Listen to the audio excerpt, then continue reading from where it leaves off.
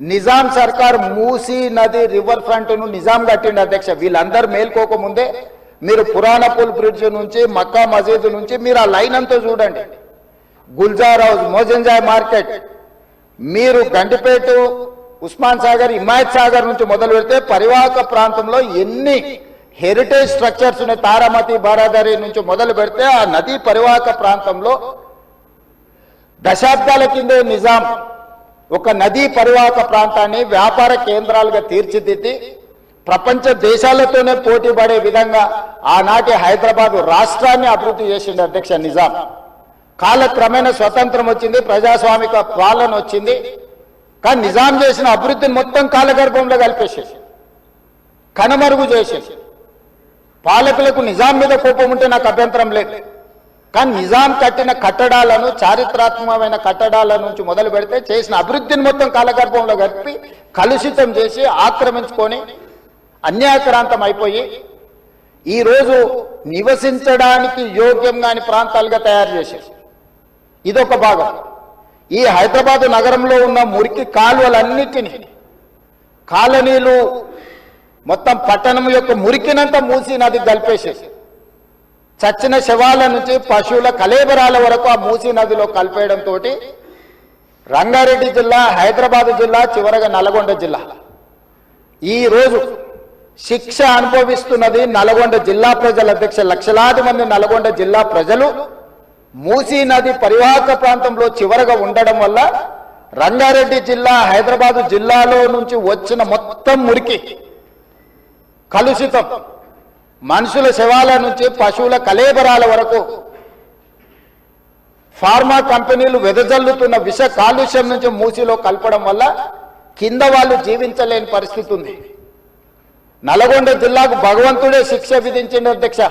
వాళ్ళ దురదృష్టం, దేవుడే వాళ్ళ మీద కక్ష కట్టిండు అన్నట్టుగా ఫ్లోరైడ్ ప్రాంతంగా ఆ ప్రాంత ప్రజలు పేదవాళ్ళు కాళ్ళు వంకర, చేతులు వంకర, నడుము వంకర, పుట్టే పిల్లలు అష్ట వంకర్లతో పుడుతుంటే కన్న తల్లిదండ్రుల యొక్క దుఃఖం ఎలాంటిదో అర్థం చేసుకోండి అధ్యక్ష. ఇదే కాకుండా పిడుగులాంటి ప్రమాదం వాళ్లకు మూసీ నుంచి వచ్చింది అధ్యక్ష. మూసీ పరివాహక ప్రాంతంలో ఆ ప్రాంతంలో మహిళలు గర్భం దాలిస్తే ఈ నీళ్లు తాగడం వల్ల, ఈ మూసీ పరివాహక ప్రాంతంలో పండించిన పంటలు, కూరగాయలు పంటలు తినడం వల్ల ఆడపిల్లలు గర్భం దాల్చలేని పరిస్థితి వచ్చిందని డాక్టర్లు రిపోర్ట్ ఇచ్చింది అధ్యక్ష. వరల్డ్ హెల్త్ ఆర్గనైజేషన్ మనుషులు నివాస యోగ్యము కాని ప్రాంతంగా నల్గొండ మారబోతుందని ఫ్లోరైడ్ విషయంలో చెప్పడం జరిగింది అధ్యక్ష. అదే కాకుండా ఈరోజు మూసీ కలుషితం వల్ల పరివాహక ప్రాంతంలో నేను భువనగిరి, ఆలేరు ఆ ప్రాంతం నేను ప్రత్యక్షంగా పర్యటనకు పోయించిన అధ్యక్ష. నేనే స్వయంగా పాదయాత్ర చేసిన అధ్యక్ష. అక్కడ ఆడపిల్లలు వచ్చి, అయ్యా మా పిల్లలకు పెళ్లిళ్ళు అయితే మా పిల్లల్ని ఇక్కడ ఉంచుతలేము, మేము పట్టణమో ఎక్కడన్నా పోయి బతకమంటున్నాం, వీడు ఉంటే పిల్లలు పుట్టడం కష్టం, పుట్టే పిల్లలు కూడా అంగవైకల్యంతో పుట్టే పరిస్థితి వచ్చింది అని. నేను అడిగిన ఆడబిడ్డల్ని, ఎందుకమ్మా, ఏం తల్లి, ఏం కష్టం వచ్చిందని. ఒకప్పుడు మూసీలో నీళ్లు ముంచుకొని మేము తాగేటోళ్ళమయ్యా, ఈరోజు చూడు నువ్వే చూస్తున్నావు కదా, మూసీ పక్కన నిలబడలేని పరిస్థితి, దుర్భరమైన కంపు, కలుషితమైన నీళ్లు. ఈ నీళ్లు ఇక్కడనే కాదు, మా పంట పొలాలలో పారి మా పశువులు, మా మేకలు ఈ నీళ్లు తాగి చచ్చిపోవడమే కాకుండా మేము పండించే కూరగాయలు, పంటలు ఇవే తినడం వల్ల మేము జీవించలేని పరిస్థితి వచ్చింది. మీరు ఏమైనా చేయండి, మా నల్గొండకి ఏమి చేయకపోయినా పర్వాలేదు, ఈ మూసీ ప్రక్షాళన చేయండి, కలుషితం నుంచి మమ్మల్ని కాపాడండి అని చెప్పి వేలాది మంది ఆ రోజు అక్కడికి వచ్చి విజ్ఞప్తి చేసింది అధ్యక్ష. ఇన్ని పరిస్థితులను చూసి, ప్రపంచం అభివృద్ధి చెందుతున్న విధానాలను చూసిన తర్వాత మా ప్రభుత్వం స్పష్టమైన నిర్ణయం తీసుకున్నది అధ్యక్ష. ఎట్టి పరిస్థితుల మూసీ నది ప్రక్షాళన చెయ్యవలసిందే.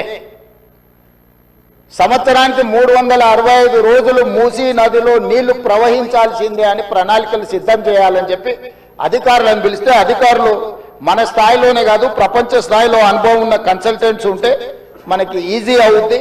వాళ్ళు ఇచ్చే నివేదికలు, అంచనాలు, సూచనలు మనకు ఉపయోగపడతాయని చెప్పి గ్లోబల్ టెండర్ పిలిచిన అధ్యక్ష కన్సల్టెంట్ కోసం.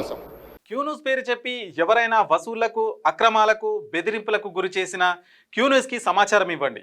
క్యూన్యూస్ ఎప్పుడూ ఇలాంటి చర్యలకు పాల్పడదు, ప్రోత్సహించదు.